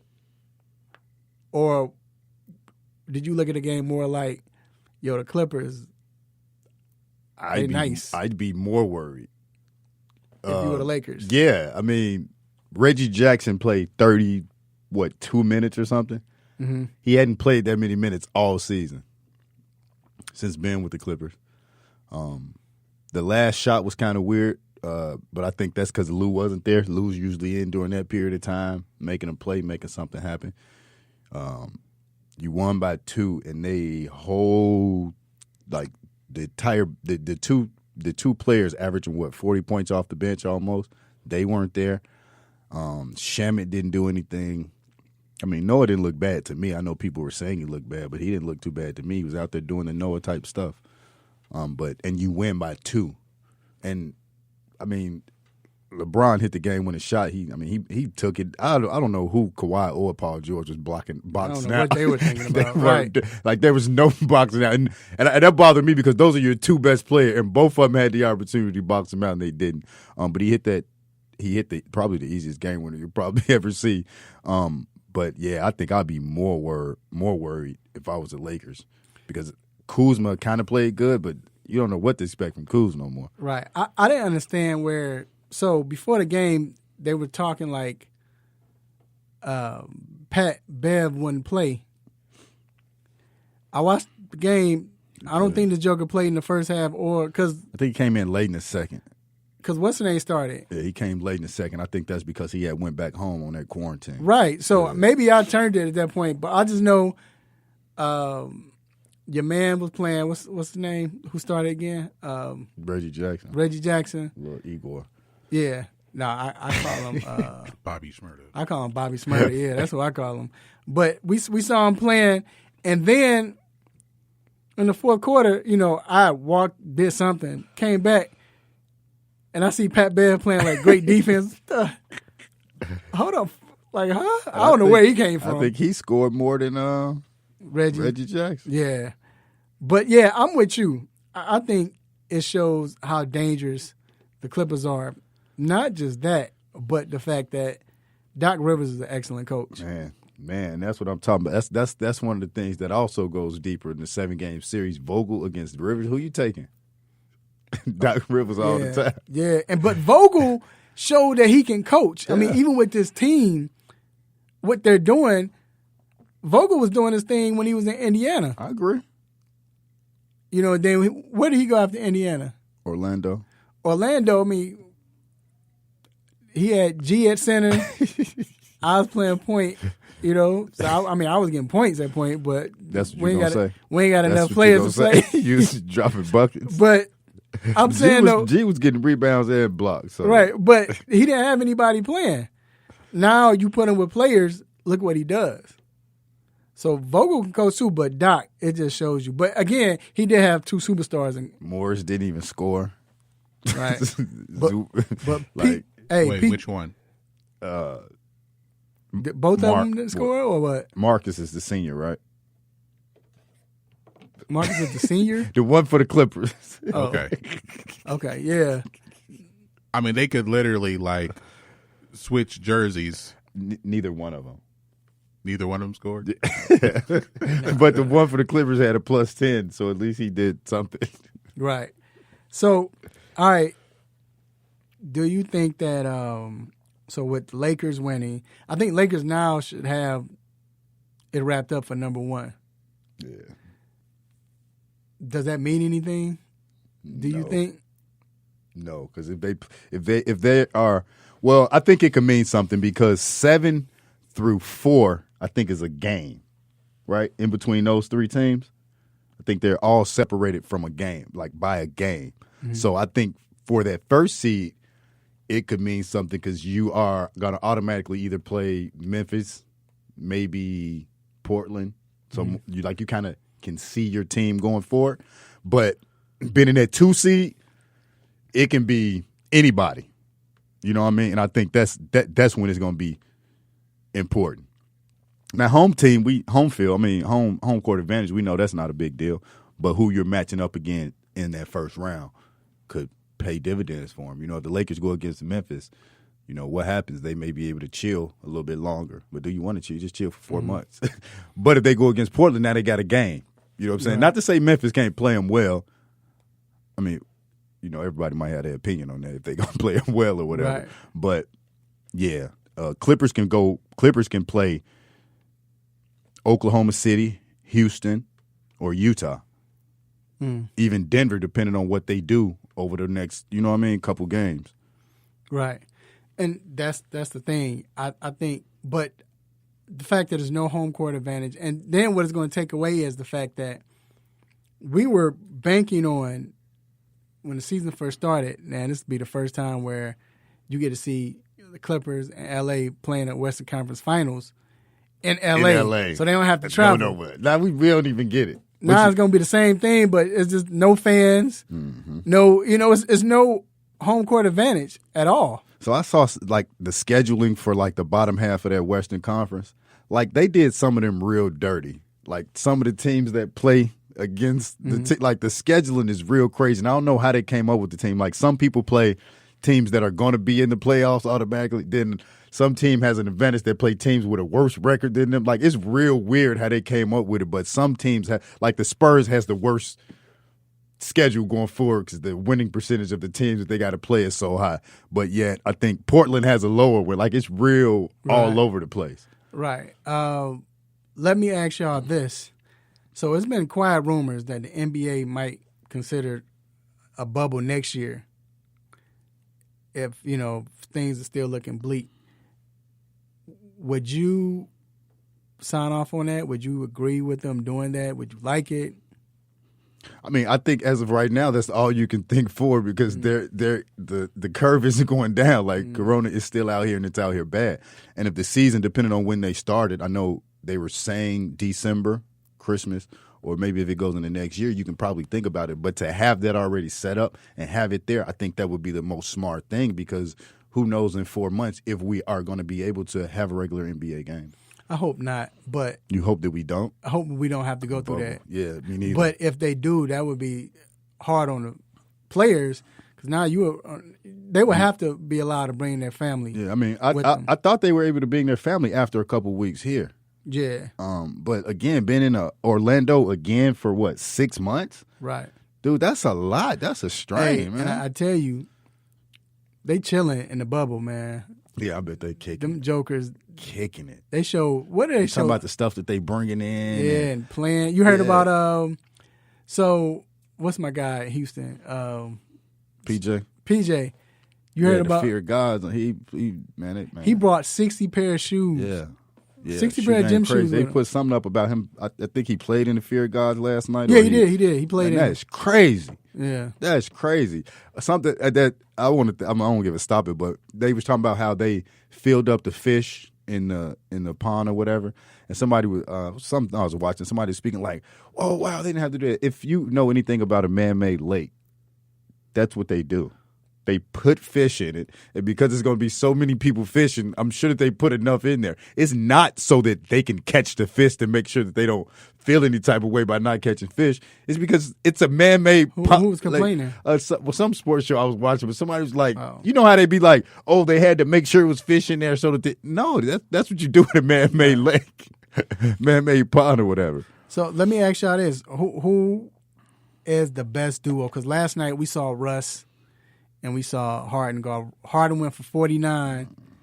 I think, did he get double-digit assists? I think he did. If not, but I know I think he did. Russ almost had a triple-double. Russ had 31 points, 8 and 9. Luka had, I think, 28. Triple-double. Then, what's my guy? Kristaps, he had double-double. What did he have? Did he have over 46, something like that? I'm trying to pull it up now. But I just know that they went off. Then you saw what happened in L.A. I mean, when L.A. played, you saw that PG-13 had 31. Kawhi had, I think, 29. Kristaps had 39 and 16. Yeah, so looking at all those stats and looking at these players, I mean, in Portland, you got Dame and CJ. You got so many duos. Who was the best duo in the bubble? For me, I'm going to go with the Clippers with Paul George and Kawhi. The reason I say that is because their impact on the defensive end. Now, if you want to say just offensive, you easily can say Harden and Westbrook, but I think on that other end where they can defend just as good as they can score, I think that's what changes it up for me. And if not them right, a close second would have to be, of course, LeBron and AD. I agree with that. That Harden and Westbrook right now is almost unguardable. But like you said, you can't guard. If you can't guard on the perimeter, if you Harden. He played some pretty good D last night. He played all right. What's his name was killing him. Luka kept. I mean, that's Luka, but not kept because he played. I saw about 4 good defensive possessions where he by himself stuck Luka, and I was surprised. I mean, I paid attention to it because of him really sticking him. Mm-hmm. I just know Luka. At one point, Luka he kept crossing him over at the end and. Yeah, Luka didn't have a good shooting night. Right. But all right, man. Like I said, I'm looking forward to the season. If it continues to be like this, then the playoffs are going to be nice. Yeah, this is going to be this competitive. But I think as we get closer, it's going to, I don't want to say not be competitive, but it's going to get cleaner, right? It's going to be less turnovers. The defense is going to step up. And I think that's what's going to separate the championship contenders from the pretenders. Defense and what happens as we get into the playoff. We had these that's not going to be dog days anymore because everybody should be rested. Yeah. But as we get closer to the playoffs, who's going to be defensive? I think that's what changes the game. And again, no home court advantage. So, all right, we'll be right back. It's time to have some fun. Keep it locked.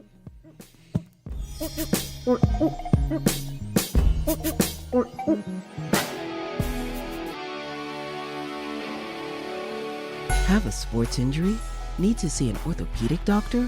Ortho Atlanta is one of Metro Atlanta's largest orthopedic and sports medicine practices, providing orthopedic and sports medicine care for the whole family. With 37 physicians and 14 offices, the practice provides the highest level of care for injury of muscles, joints, bones, and spine.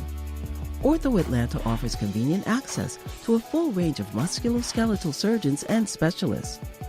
Ortho Atlanta also offers on-site physical therapy, pain management care, MRI imaging, and workers' compensation care. The Ortho Atlanta surgery centers in Austell and Fayetteville provide cost-effective, same-day surgical procedures in an accredited outpatient center. Hip, knee, shoulder, back pain? Ortho Atlanta has you covered with specialists in all areas. Same-day appointments, orthopedic care for the whole family. Ortho Atlanta, Atlanta's choice for orthopedic and sports medicine care. Learn more at www.orthoatlanta.com.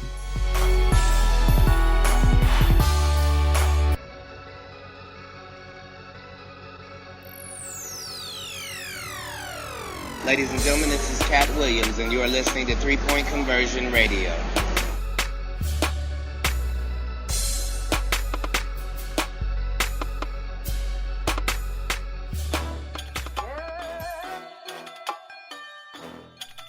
All right, we are back inside the 3 Point Conversion Sports Lounge. And I do believe we have our cousin on the line, Dr. Donnie Fowler III from Orthopedic for Ortho Atlanta. What's going on, man? Not much. Another Saturday here. Yes, sir. All right. Due to the fact that, first of all, let me say this real quick. Shout out to the WNBA. Yes. They've been playing well. We hope Ionescu is all right. We'll get into that later. But, yeah, I pray that she's all right. But the Atlanta Dream, I think they got one at Kennedy Carter. She hadn't exploded yet. She came back in the end of the game last night. But I call her Lil Iv because she reminds me of Iverson. That's her favorite player, too. But WNBA been playing some great ball, man. Shout out to we cover Phoenix. Phoenix, they end up winning last night. A big game over Las Vegas Aces.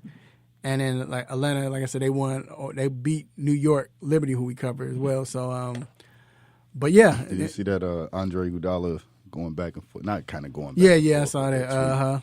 Right. So that's crazy. But all right, man. So with sports still limited in a sense, we're going to continue our start, bench, or cut, and we're going to get it started. So, Dr. Fowler, you up first. So, NBA. Now, I know I used one of these guys already for college, but we're going to do NBA, okay? Because he fits this. Players, NBA. Steve Francis, Monte Ellis,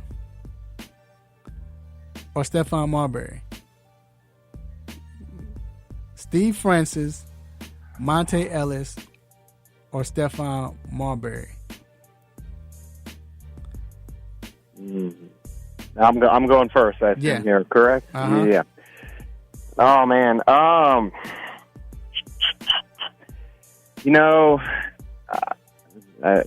thinking out loud. I'm still going to start probably Marbury. I think all those guys were exciting to watch. Marbury still stands out to me the most, even talking about NBA, thinking about him, especially his time with the Knicks. I'm going to bring Monte Ellis off the bench. I think he's maybe overlooked a little bit, and as a guard, I think underrated with what he was able to do. Steve Francis, I'm cutting. He was explosive. He was fun to watch. I just didn't think he had maybe quite the same complete game that the other guys did, even though he might have been the most athletic of the three. So that'd be my order. D? I think I'm going to start Stephon Marbury. He was awesome, and I think the longevity of his career, even though he left and went to China, I think his was longer than all of theirs. He really, he did it in Minnesota, got down in New York, then went to New Jersey and did his thing. I'm gonna bring Steve Francis off the bench. I really liked him, especially coming out of Maryland. He was ridiculous. He dunk on you, shoot on you. Then I just think he really balled out. And I'm gonna cut Monte. I just think his longevity at such a high level wasn't there, but I do think that if he had stayed in Golden State, it would have been better off for him. I have the same order as you, D. Marbury, I think Marbury is the best player of the three. Of course, he had the longevity. Steve Francis had some. I think once he left Houston, like it kind of. That's where he started to fall off, but I think like his time in Houston was pretty good. And I think with Monte Ellis, once he left Golden State, kind of bounced around the league with a lot of teams. There wasn't really it was like his style of play couldn't help him to stick with a team. That's why I would cut him. Like, he's not fitting in anywhere. Right. And notice all of these players basically went through the same thing in a sense. Yeah. But I have Marbury, of course. Still think nobody can guard him one-on-one.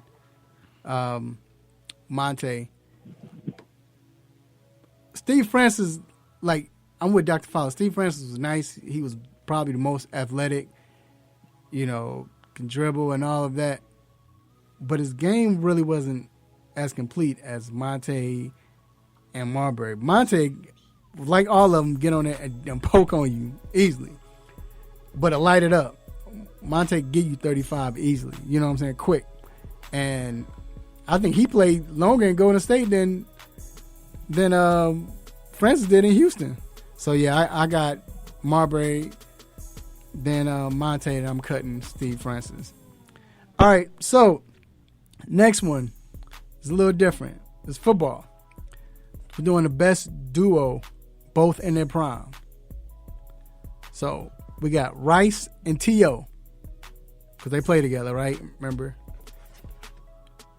Fitzgerald and DeAndre Hopkins in their prime now. And then we have Moss and Chris Carter. So I'm going to start with G. Say it again. Rice and T.O., Fitzgerald and Hopkins, Moss and Carter. Who you starting, benching, or cutting? I'm starting Rice and T.O. I think that Rice, with his precision route running, great hands, and then you're worried about, what he's going to do, trying to take it away his airspace and all that. And with T.O., he was used his size and physicality, and he was fast for his size. He probably still is. He ran a 4.4 recently, apparently. He's 46 years old. Right. I think trying to you would be worried about those two guys, so I'll start them. I would bench Carter and Moss. We've seen it. We've seen the everything they can do. But I think Rice and T.O. is a bigger matchup problem over those two. And I would cut Hopkins and Fitzgerald. They will both catch everything, but I think they're slower than the other four guys. You got real ghost sound. The blood of Jesus. Right. All right, go ahead. Donnie, it's on you. All right, Donnie, you got it. You won. All right, Donnie, it's on you. I mean, Dr. Val, I'm sorry. It's on you. No, you go. I'm actually going to go that same order. I like Rice and T.O. I think, and I'm trying to remember back, I kind of remember that game where T.O., I want to say he had 20 catches in that one game, and it kind of was almost I felt like the baton being passed was the next great 49er receiver kind of thing from Rice. But that would be my starting pair. And then likewise, I go Carter and Moss and Hopkins and Fitzgerald. I haven't said my line in a while, no disrespect, so I'll throw it out there. But Fitzgerald was obviously maybe the most consistent receiver out there for as long as he's done it. I mean, a lot of those guys have had great long careers, but I just think the other two combos are a little more dynamic. All right, I'm going Rice and T.O., of course. Y'all said it all. Both could take it to the house. Both was, if you needed a 3rd and 8, they can get it. They were getting open. They were unguardable. I'm a bench DeAndre and Fitzgerald. Like G said, they're going to catch everything. But going deep, Fitzgerald going to get it. It's not, those are the type of players where whether they're open or not, they're going to catch the ball. They're going to keep the drive going. They play every down. They don't come off the field. They don't get hurt. Yeah, I gotta bench those, and I'm cutting respectfully Moss and Carter. It's crazy because we didn't even get to see them play in their prime. Like, as well as Carter did in '98, he wasn't in his prime. That was the tail end. Just think but respectfully, I'm going to have to cut them. Putting cases on all you. Oh. So I'm going to go the same way G and Dr. Fowler went. I mean, Jerry Rice and T.O., you talking about two of the top 5 greatest receivers ever. I think that speaks for itself. Carter and Moss, like you say, we didn't even see Carter in his prime. And when Carter was there, was Moss even in his prime, right? But what we saw was ridiculous. You know, I don't want to say they made Dante Culpepper, but we see after he left them, he really didn't put up the same type of numbers. All he had to do was throw the ball, and Moss was getting it. And I'm going to cut Fitzpatrick and Hopkins, not because I don't like them, because I like both of them. I really like Hopkins. But I just don't feel that they're, like Dr. Fowler said, are as dynamic or are going to have as bigger plays as those other two duos that we mentioned.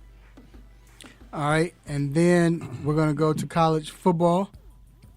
We have Colt McCoy, RG3, or Marcus Mariota. Colt McCoy, RG3, or Marcus Mariota. All right, I'll go first. I'm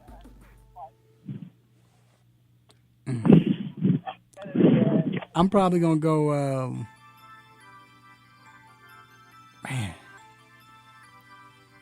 I'll probably go RG3, I think.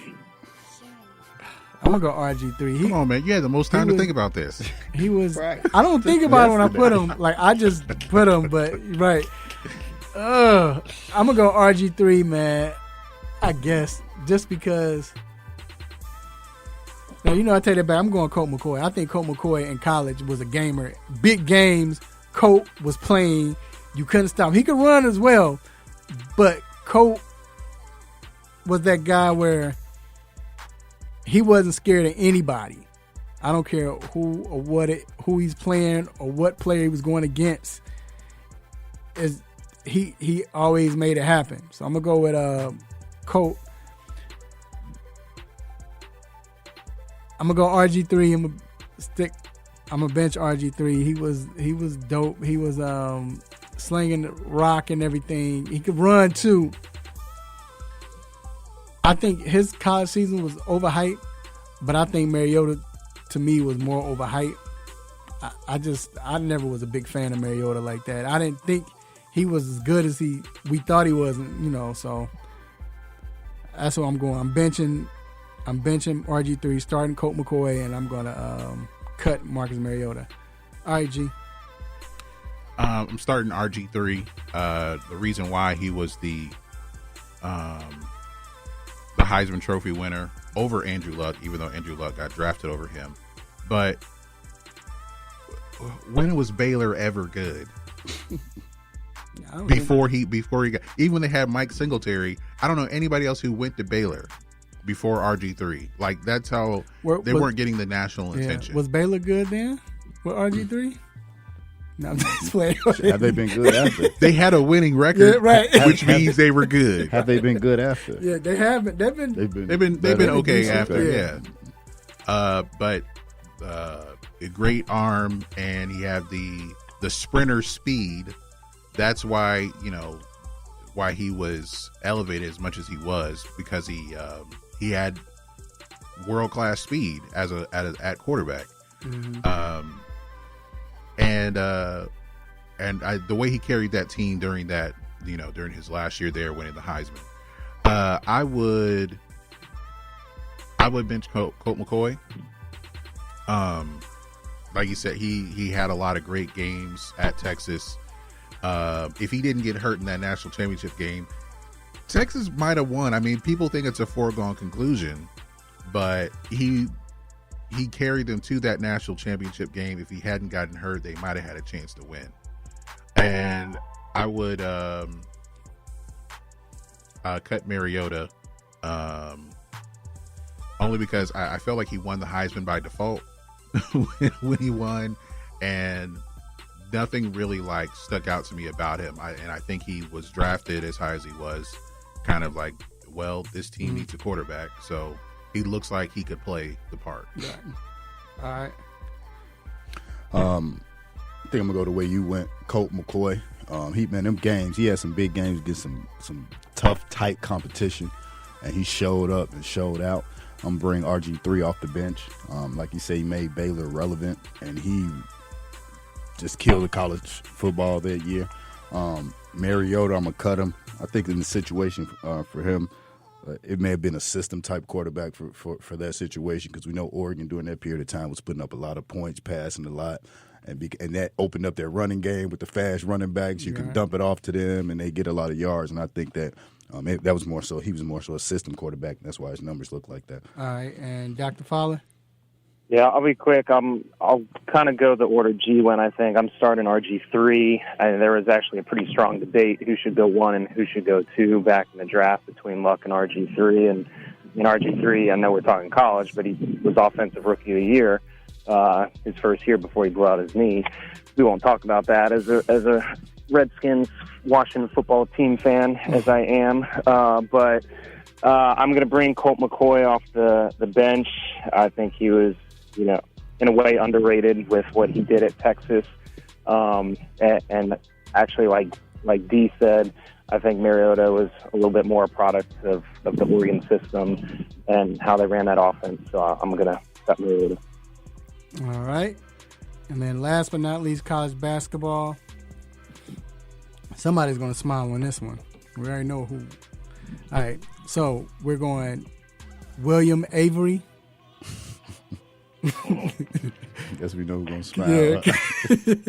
Khalid Elamine or Trey Burke. That's funny you say Trey Burke, and he had that monster game last night. He did too, right? Yeah, like 30 something. Yeah, he was balling out. Again, William Avery, Khalid Elamine, and Trey Burke. That's on you. I'm going to start Khalid Elamine. And the reason I do that is because big shot maker. Like in college, I'm talking about not even just in college, even when he got to the Bulls, second round pick, he was still making big shots. Like he's a big shot maker. He shows up in big games. He had so much power packed in that little body. He was going to the rim without he was a big shot maker.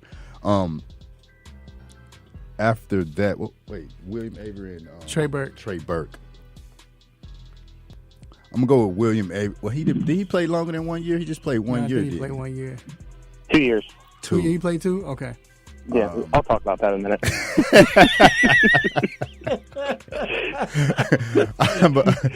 I'm gonna go with William Avery, man. He was balling out. He was doing his thing with Duke in 2 years, and unfortunately, I got to cut Trey Burke, even though he had a monster year that 1 year he did with Michigan. I think he did everything for them. Yeah. But yeah, that's the way I'm gonna go. All right. I'm gonna go. You made a good point with Khalid Elamine being a big shot maker in big games. But I gotta go William Avery. I thought the only other person, point guard, that was most explosive and more explosive and scored better than him was Jason Williams. And he played with Duke. I was just going to say, other than Jason Williams, can you even really like Avery? William Avery, I thought he was slept on. He left too early. Yeah, but his game, oh my God, that dude was a beast. I'm gonna go William Avery. Then I have to go. I'm gonna go Khalid because, like you said, man, he made big shots and he always came up in big games, So that's who I'm going. So I'm starting Avery, benching Khalid, and I'm gonna cut Trey. All right, Dr. Fowler, go ahead. We gave you 5 minutes. Go ahead now. Yeah, no. I'll probably surprise people. I'm starting Khalid Elamine. I'm telling. I'm giving him the props in that '99 championship game. Man. Right. Khalid Elamine and UConn beat Duke and William Avery, and so I couldn't believe it. 250 pounds, however big Khalid Elamine was, what he could do, but 5'2". but he could do it. So I'm starting Khalid El-Amin just for that simple reason. 99 Duke teams, maybe one of the most talented teams not to win a championship, is because of Khalid El-Amin and Rip Hamilton in UConn. So I'm going to bring Wnba Avery off the bench begrudgingly. He left too early. Rumor has it, I'll say this at Duke, that he was having some academic issues and he kind of had to go. I don't know how true that was. I don't have a accredited source, but in any case, he obviously left too early. And cutting Trey Burke, he probably has the best NBA career of any of them, but we're talking about college, so. That's crazy how his NBA career been up and down. Right. He probably has had the best career. Right. Yeah, I will start Khalid El-Amin. Like everything y'all said, he clutched, he won a national championship, and he was 5'10", 265 or something to that effect. Like it definitely looked like something that should not have been happening, but it happened. I bring William Avery off the bench. I have been following him since high school. Like, he's from my hometown. He's from Augusta, Georgia. So all through high school, we heard all this stuff about him and Ricky Moore, and then they faced each other in the national championship game. And then I would cut Trey Burke. I mean, I didn't really hear about him until that tournament in 2013. I hadn't really been paying attention to Michigan. Nothing really stuck out about him, but he has had the best NBA career of the three. All right. That concludes start, bench, or cut. We're going to take a quick break, and we'll be right back. Don't go anywhere, Dr. Fowler.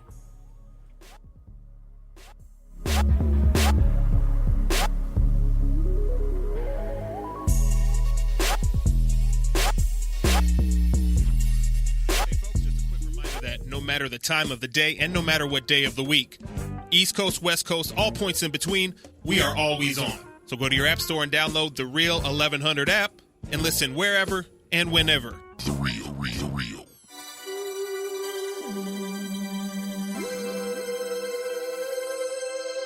All right, we are back inside the 3-Point Conversion Sports Lounge. We got Dr. Fowler in with us. And Dr. Fowler, it's so good to bring this segment back. We hadn't had a chance to do this in so long, but we are back with Ask a Doc segment. Man, it feels good to have this back. It means sports is back for the time being. So while we can get this segment in before it goes back out, I want to ask you about the Washington football team. First off, let's note that Dr. Fowler was the first one to mess up and call them the Redskins, so he is the first one. I thought it was going to be me. But the Washington football team quarterback Alex Smith is officially on the PUP list, PUP list, however you want to say it. But he's back in training camp after passing physical. How soon can he actually return to the field? Yeah, and I said Redskins, now the Washington football team, for the record. But regardless, I think anyone who obviously seeing they've done the documentary, if you've seen pictures or seen any of it, most people will be shocked to see that man just walking normally, let alone cleared for football. So I do think it's basically a small miracle that he has truly, quote-unquote, been cleared for all football activity and practice.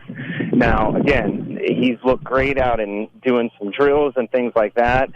True game speed and everything else is a whole nother thing. So I'm glad he's getting back out there. I hope they certainly take their time with him. I would guess, at least 2 months in just kind of practice and getting used to anything before there would be any consideration of trying to get him in any kind of game situation and bring him off the injured list. But I think a lot of it is how he kind of starts to progress as he starts to try to do some things with real contact and practice. And they talking about he might even be able to challenge the quarterbacks. That's what they say. Yeah, so Haskins. Yeah, right. You know he's gonna protect the ball. Right. Go ahead, Doc. What was you gonna say? No, I was gonna say. I'm not saying that he shouldn't challenge once he's ready, but I think Haskins is obviously, hopefully, still the future. But again, I would like to think that after everything, they'll take their time and not rush him back, even though he's quote unquote been cleared to practice. So. Absolutely. Now, early this week, Justin Verlander was ruled out for the season with a forearm strain. Verlander and Dusty Baker both said that he should be out for 2 weeks. What's usually the normal time out for a strained forearm?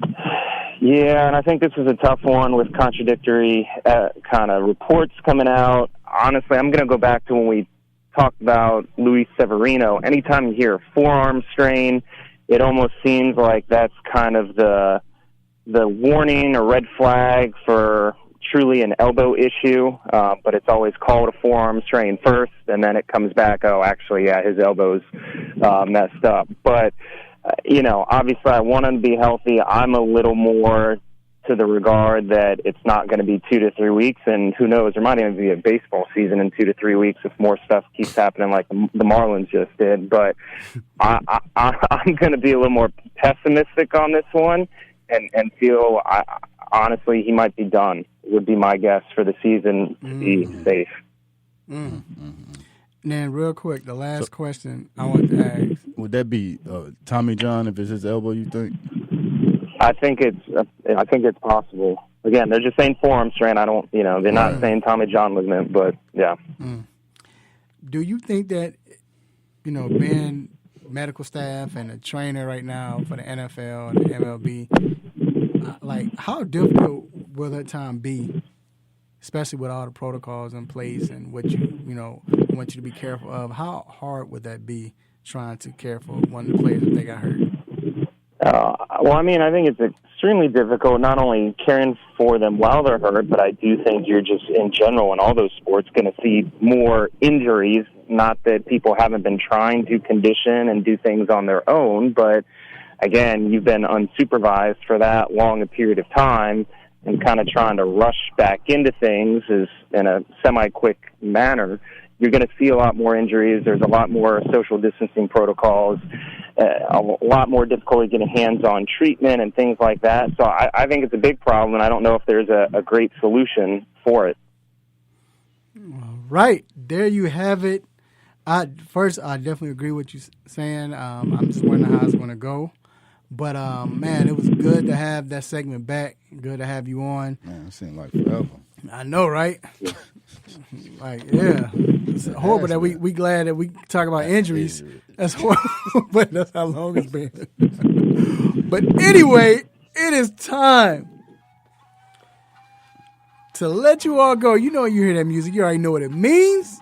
It means it's time to let you go. But before we let you go, we have a couple of shout-outs.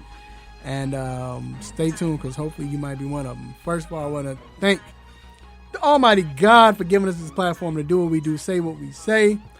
I thank Him for keeping me alive through this extreme workout thing I'm doing for the next 6 weeks. They're killing me. But I didn't think I was going to make it. But I appreciate God for giving me this platform to do what I do, say what I say. Make people upset, mad, happy, want to give me the stop it button. I appreciate it, God. Also, I want to thank our sponsors, Ortho Atlanta. I thank you for being there for us and appreciate you all. Also, I want to thank everyone who listens live, of course. I want to thank G. I want to thank my road dog, The Intellectual. Absolutely. I just want to thank everybody for always listening and commenting and just keeping up with us, continually building, trying to get better. This week we finally saw some sports come back, and it's getting very interesting. Next few weeks will be very important on what's going to continue to happen with sports and how we can continue forward. I think the NBA is looking like it's going to work out. Maybe more people will follow that going forward. Again, thanks friends and family for always listening and being there for us, and everybody have a good day. And stay diligent in the fight that we're in, whether it's the virus or the social injustices. All right, and also arrest the murderers and killers that killed Breonna Taylor. Oh, yeah, arrest. I want to thank Dr. Fowler for coming on. I want to thank my family and friends, my beautiful wife, lovely children, nieces, nephew, uncles, cousins, brothers and sisters, grandparents. I want to give a special happy birthday to Niall, Iola, my niece. Happy birthday, baby. She's turning 11. And let's all arrest the police and the murderers that killed Breonna Taylor. You all love on each other, love family. Let family know that you love them. Enjoy life. Enjoy this weekend. Eat good. And enjoy these sports. Rest the killers of Breonna Taylor. And again, till next week, same time, same show, same crazy host, same sports nonsense. Will you miss me? Peace. Peace. You just got done listening to the 3-Point Conversion Sports Lounge. Be sure to follow us on our Instagram, Twitter, and Facebook accounts at the 3-Point Conversion. And also make sure you check out our website, the3pointconversion.com. Be sure to follow us live and listen every Saturday morning at 10 a.m. Eastern.